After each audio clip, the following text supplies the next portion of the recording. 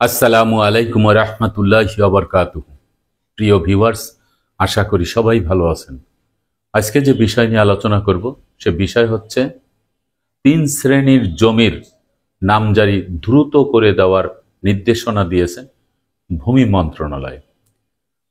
ভূমি মন্ত্রণালয়ের মাননীয় উপদেষ্টা মহোদয় তিনি এই নির্দেশনা দিয়েছেন যে 3 শ্রেণীর জমির নামজারি দ্রুত করে দিতে হবে।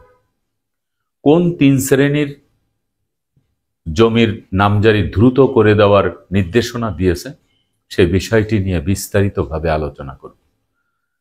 তাই ভিডিও না টেনে সম্পূর্ণ ভিডিও দেখার জন্য অনুরোধ রইল।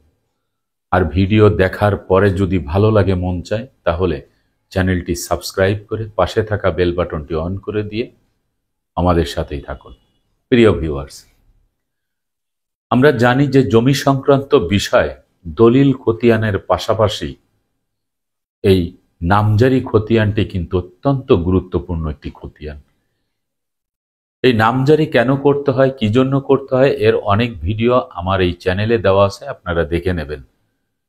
নামজারি না করলে একজন জমির প্রকৃত মালিক, যিনি সম্পত্তি ক্রয় করেছেন অথবা বংশ পরম্পরায় তিনি সেই সম্পত্তির মালিকানা পেয়েছেন, এই বিষয়টি যদি ভূমি সংশ্লিষ্ট যে অফিস, ইউনিয়ন ভূমি অফিস, উপজেলা ভূমি অফিস, এই সকল ভূমি অফিসের যে রেকর্ড বই, সেই রেকর্ড বইতে যদি পূর্বের মালিকের নাম কর্তন না করে তিনি যদি চুপ করে বসে থাকেন, তাহলে তার নামে নামজারি না হলে তিনি একজন মালিক হিসাবে ভবিষ্যতে ক্ষতিগ্রস্ত হতে পারেন। এটি কিন্তু নাম পরিবর্তন করে নিতে হয় এই নামজারির মাধ্যমে। আর সরকারের যে লাভ সেটি হচ্ছে সবচেয়ে বেশি, যে সরকার এই নামজারি করে দিতে চায় এই জন্যই যে নামজারি যদি না করে দেয় তাহলে একজন ভূমির মালিক তিনি খাজনা দিতে পারেন না, খাজনা বন্ধ হয়ে যায়, অর্থাৎ ভূমি উন্নয়ন কর বন্ধ হয়ে যায়। এই ভূমি উন্নয়ন কর যাতে ব্যাহত না হয়, সরকার যাতে করে যথাসময়ে সাধারণ জনগণের কাছ থেকে এই ভূমি উন্নয়ন কর তাদের যে প্রাপ্তি সেটি আদায় করতে পারেন, সেজন্যই এই নামজারির উপরে প্রচুর পরিমাণ প্রেসার দিয়ে থাকেন। সংশ্লিষ্ট বিভাগে যে সকল কর্মকর্তা থাকেন, কমিশনার ভূমি যিনি এই নামজারি করে দেন, তার উপরে কিন্তু এই নির্দেশনা দেওয়া হয়েছে। বাংলাদেশের প্রত্যেকটি উপজেলার যে ভূমি অফিস, সেখানে যে এসিল্যান্ড আছেন, প্রত্যেক এসিল্যান্ডের কাছেই কিন্তু পরিপত্র জারি করা হয়েছে। ডিসি সাহেব অর্থাৎ জেলা প্রশাসক মহোদয়, বিভাগীয় কমিশনার সহ সংশ্লিষ্ট বিভাগের প্রত্যেকটি কর্মকর্তার কাছে কিন্তু এই নামজারি যে পরিপত্র সেটি কিন্তু জারি করা হয়েছে। 2024 সালে যে নামজারি পরিপত্রটি দেওয়া হয়েছে সেখানে স্পষ্ট করে কিন্তু এই কথাগুলি বলা হয়েছে। 1 নম্বরে হচ্ছে ট্রান্সফার দলিল, অর্থাৎ আপনি আজকে যে সম্পত্তিটি ক্রয় করলেন বা গতকালকে যে সম্পত্তিটি আপনি ক্রয় করেছেন, এই ট্রান্সফার দলিলের নামজারিটি খুব দ্রুত করে দেওয়ার নির্দেশনা দিয়েছেন। কারণ যেই সম্পত্তিটি বেচা বিক্রি হয়ে গেছে তার সকল কাগজপত্র সঠিক আছে বিধায় সাব রেজিস্ট্রার অফিস কর্তৃক এই সম্পত্তিটি দলিল রেজিস্ট্রেশন হয়েছে, যার ফলে এই সম্পত্তি আর দেরি না করে সাথে সাথে, যদি একদিনে সম্ভব হয় একদিনে, যদি 2 দিনে সম্ভব হয় সর্বোচ্চ 8 দিনের ভিতরে এই নামজারি করে দেওয়ার নির্দেশনা কিন্তু দেওয়া হয়েছে। তাহলে 1 নম্বরে গেল হচ্ছে ট্রান্সফার সম্পত্তি বা ট্রান্সফার দলিল যেটি বলি, এই সম্পত্তি সাথে সাথে নামজারি করে দেওয়ার নির্দেশনা কিন্তু দেওয়া হয়েছে। নাম্বার 2 হচ্ছে যারা খতিয়ান থেকে বের হয়ে গেছে, অর্থাৎ জমির সকল কাগজপত্র ঠিক থাকার পরেও যেই ব্যক্তি সরাসরি খতিয়ান থেকে বের হয়ে গেছে, তার নামে কোনো খতিয়ান কোনো কিছু নেই, কিন্তু যার কাগজপত্র সঠিক আছে তার সম্পত্তির নামজারি সুন্দরভাবে করে দেওয়ার নির্দেশনা দেওয়া হয়েছে। প্রয়োজনে যদি আবেদনকারীর কোনো কাগজপত্র ঘাটতি থাকে তাহলে রেকর্ড বই থেকে অতএব অর্থাৎ যে ভূমি অফিসে যে পুরাতন ফাইল আছে সেই পুরাতন ফাইলে যে সকল খতিয়ান রয়েছে সেই খতিয়ান তল্লাশি দিয়ে বের করে আবেদনকারীর আবেদনের ভিত্তিতে নামজারি করে দেওয়ার কথা বলা হয়েছে। কারণ এই নামজারিটি করে দিলে এই সাধারণ জনগণ ভোগান্তির থেকে রক্ষা পাবে এবং সরকারের যে ভূমি উন্নয়ন কর যথাসময়ে আদায় হবে। তা এটাতেই কিন্তু সবচেয়ে বেশি জোর দিয়েছে। এখন নামজারি করার জন্য এসিল্যান্ড মহোদয় বা সংশ্লিষ্ট বিভাগের যিনি কর্মকর্তা থাকেন তিনি যদি অবহেলা করেন তাহলে কিন্তু একজন অ্যাডভোকেট বা একজন সাধারণ জনগণ, আমরা যারা কন্টেন্ট ক্রিয়েটর, যারা ভিডিও করি, আমাদের কিছু করার থাকে না। আমরা শুধু আপনাদেরকে সচেতন করার জন্য এই পরিপত্রে যে কথাগুলি বলা হয়েছে সেগুলি বলছি।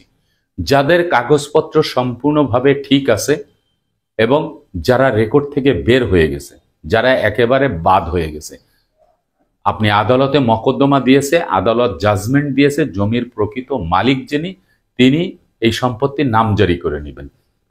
আর কোনো খতিয়ে দেখার সুযোগ নেই এসিল্যান্ড অফিসের যে তিনি আপিল করবেন না কি করবেন, এই সমস্ত দেখার সুযোগ নেই।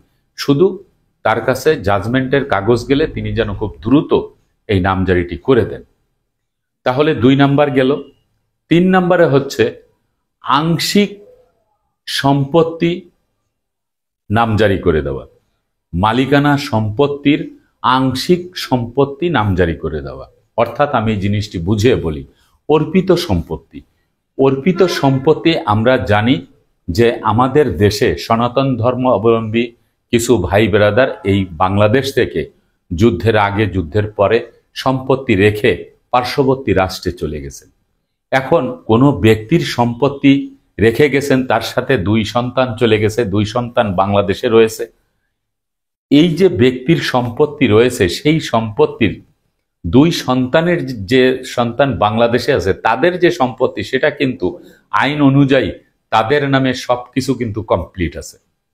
কিন্তু যারা এই দেশ থেকে চলে গেছে, দীর্ঘ বছর 50 বছর হয়ে গেছে, তাদের নাগরিকত্ব হারিয়েছেন, তারা পার্শ্ববর্তী রাষ্ট্রের নাগরিকত্ব পেয়েছেন, এই সকল সম্পত্তিকে কিন্তু অর্পিত সম্পত্তি বলা হয়েছে। যারা সম্পত্তি রেখে চলে গেছেন তাদের সম্পত্তিও কিন্তু অর্পিত সম্পত্তি হিসাবে কিন্তু আখ্যা দেওয়া হয়েছে।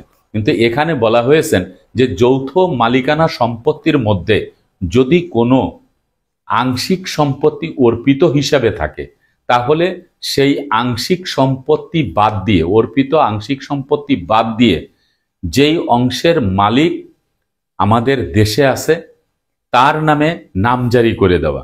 এবং এই যে নামজারিটি, এইটির বিষয় স্পষ্ট করে বলেছেন যে সহকারী কমিশনার ভূমি যিনি আছেন তার আওতাধীন সার্ভেয়ার কানুনগো যারা আছেন তাদেরকে নিয়ে প্রয়োজনে মাঠ পর্যায়ে গিয়ে মৌজা, দাগ নাম্বার, খতিয়ান নাম্বার সব কিছু দেখে শুনে বুঝে যতটুক সম্পত্তি অর্পিত ততটুক সম্পত্তির নকশা তৈরি করে মাপ দিয়ে সেই সম্পত্তি আলাদা করে সরকারের নামে নিয়ে বাকি যে সম্পত্তি থাকবে সেই সম্পত্তি সরাসরি মালিকের নামে নামজারি করে দেওয়ার কথা কিন্তু বলা হয়েছে।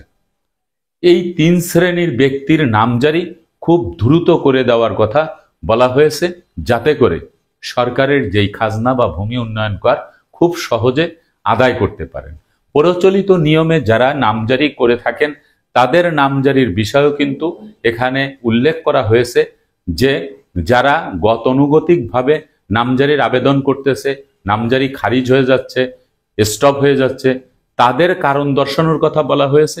তারা কারণ দর্শাইলে যেই সমস্যা আছে সেই সমস্যার সমাধান করে নিয়ে আসলে তারপরে নামজারি করে দেওয়া হবে। কিন্তু এই 3 শ্রেণীর সম্পত্তি এটা কিন্তু 100% খুব দ্রুত করে দেওয়ার নির্দেশনা ভূমি মন্ত্রণালয় কর্তৃক বলা হয়েছে এবং কঠোরভাবে নির্দেশনা দেওয়া হয়েছে।